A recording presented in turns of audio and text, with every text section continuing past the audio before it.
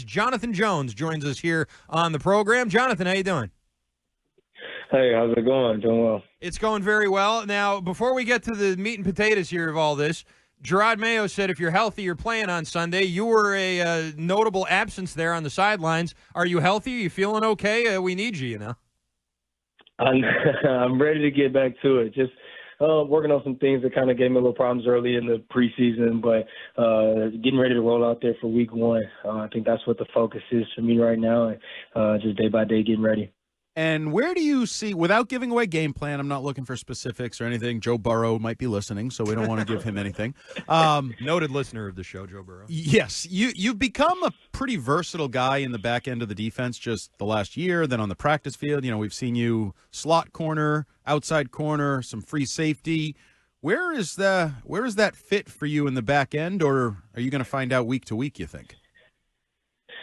I think it'll be week to week. I love playing corner, but I also like switching up, playing safety when the defense calls for it. So I think it'll be week to week and just seeing the best place to be out there and help the team. I enjoy moving around. It gives me a different perspective, on Sundays throughout the game, and I enjoy it. But we'll see. I think it'll definitely be week to week. How do you feel about the progression of the two pups underneath you there in Christian Gonzalez, Marcus Jones, who missed most of last year? Both of them missed most of last year with injuries there. How have they recovered, and how do you think they're coming along so far in the preseason? I mean, they've done well. They attacked their rehab, bounced back. I know how that goes sometimes with injuries. It's a long process physically, but then mentally, I think they've stayed with it, ready to get back out there and play football.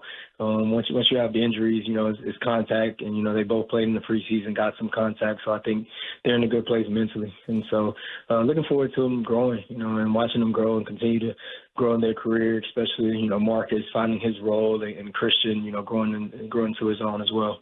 Jonathan, as a leader on this football team, what has this offseason, this training camp, this build-up to a new season been like, coming off a 4-win season, hearing outside expectations of, that this team might not win a lot of games or it isn't a very talented team? You played for so many teams that every year it was win the division, go to the AFC Championship game. What is it like in this new world of lowered expectations, at least outside of the building?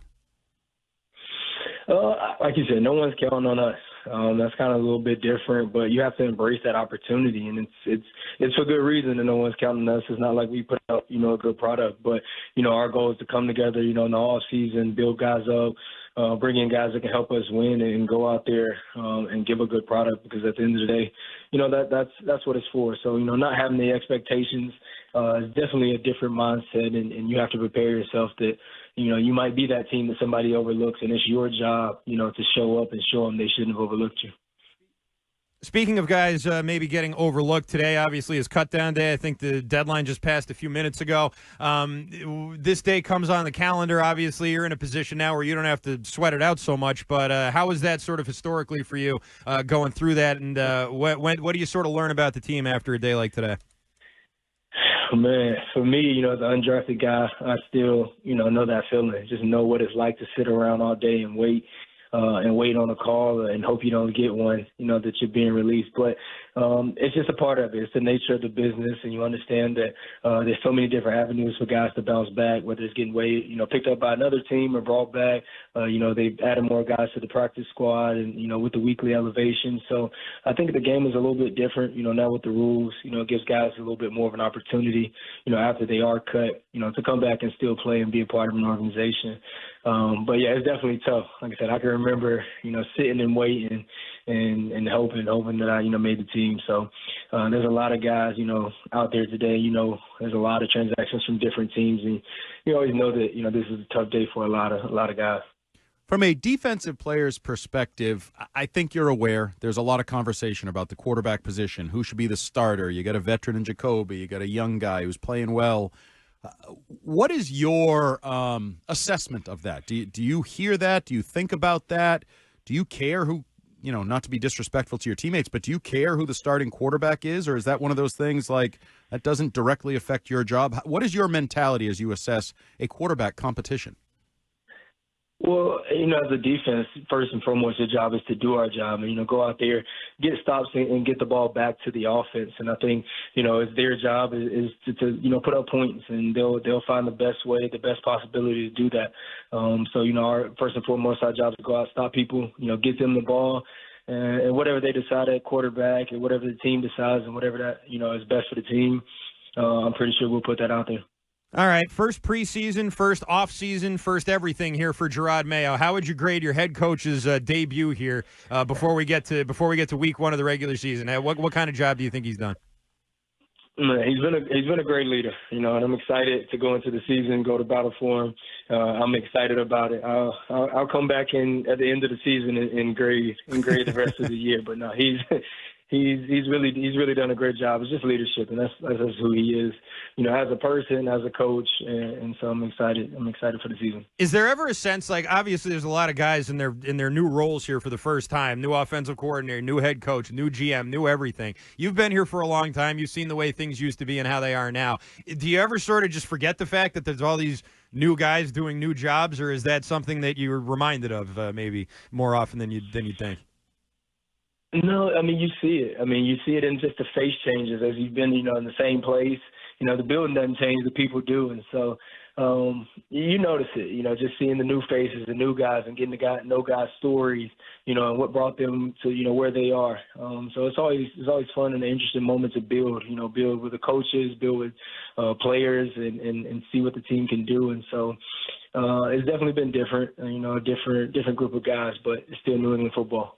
Jonathan, before the Red Sox season started, a lot of people said that their clubhouse was tight. They had a quality clubhouse, good dynamic within the team. I kind of rolled my eyes, and then come to find out they did, and I think it helped them win some baseball games. So if I asked you that question about the New England Patriots, guys you've been working with for months and months now through spring and OTAs and minicamp and training camp, what kind of dynamic is there in that locker room in terms of the way this team is built? Oh, man, it's a younger team, as opposed to some I've been in, early on in my career. But I love it just in the sense that everyone connects. It's always, you can tell guys are bantering back and forth, coming off the field, guys getting extra word with each other. So I feel like we brought in a lot of new faces, but somehow, guys have come in and gelled and found commonality. And so, as we go through the season, you do those things in the off season where you get to know each other's outside of football, and as we come, up on the season, it's our job to, keep those things going, during the season, and always, keep each other at the foremost, thought in our mind. So week one, you got a tough offense there in Cincinnati with the Bengals. I was always curious about this. I don't know what it was like with Bill or what it's going to be like here with Jerod, but you as like the number one corner. Do you sort of declare, hey, I got Jamar, or hey, I'm taking T, hey, this guy's mine all day, or is that something the coach sort of works with you on, or is that just, that's my guy and everybody knows it? I think sometimes there's some suggested ones that like, hey, this guy has this guy, and every now and then a guy will just want a guy, and if it fits within the game plan, a lot of time coaches, defensive coordinators and coaches will see how they, want to attack, the offense. And so if we're able to do matchup games, sometimes guys like it, and it always fits together when we can. So we asked you about Jerod Mayo and how he's doing. How about your defensive coordinator? I know he's not new, but he's in a new role. He's calling the defense. He seems from afar like he's a guy that errs on the side of being aggressive. How do you think DeMarcus Covington has sort of put his stamp on this defense early on? He's been, like I said, he's not new to the team. He's been here for a while, understands the system, but it's his canvas now. He gets to paint the picture how he wants, and he definitely has, an aggressive mentality, not so much just, from play calling, but just as a coach. He has that energy about him that, he wants aggression. He wants aggression out of guys, and, Pep's one of his favorite guys just because of the aggression, that Pep brings to the game. And so I'm excited to see, what he does this year, with play calling and, how he sees the game. So it's going to be exciting. So Christian Barmore's obviously out for the year. We hope he gets better. Matthew Judon's out to the Atlanta Falcons. Those are were two of your main pass rushers. And that, people may not realize, it puts a lot more pressure on you guys in the secondary. You got to cover a lot longer. Is that something that you're conscious of? Is that something that you're expecting to have to be able to do? Or do you think they'll be able to kind of fill in around what those guys are able to do and what they've been able to do the last couple of years? We're going to see. I think that's the exciting part about it is some guys get an opportunity. They get an opportunity now to show, what they can do, how effective they can be. You don't always know, when your opportunity is going to come, whether it be, unfortunate situation, with Barmore, or, a guy getting traded. And, you get your opportunity to go out there and show that, hey, I still belong and I have an opportunity to make an impact on this team. Have you thought about coaching? I don't want to put you out to pasture too quickly, but no, it just came to me like Gerard Mayo is your head coach. You see Dante Hightower, Matthew Slater's on the staff, Troy Brown's around. A lot of former players are a part of your organization right now. Have you thought about coaching down the road? Who knows? Who knows where to lead me? I'm still in love with playing, but football has just become such a big part of your life. It's always an easy transition that you still get your fix of the competitiveness and being around the guys. I can see it with Hightower being around. It feels like to me like he's still a player in my eyes. Not disrespect him as a coach, but just having his energy around. Remember what it's like to have him as a teammate. And so who knows? Who knows what the future holds for me, but I'm still in love with playing the game right now. All right. We'll leave it right there. Jonathan Jones, Thanks for the time today, and good luck against Cincinnati.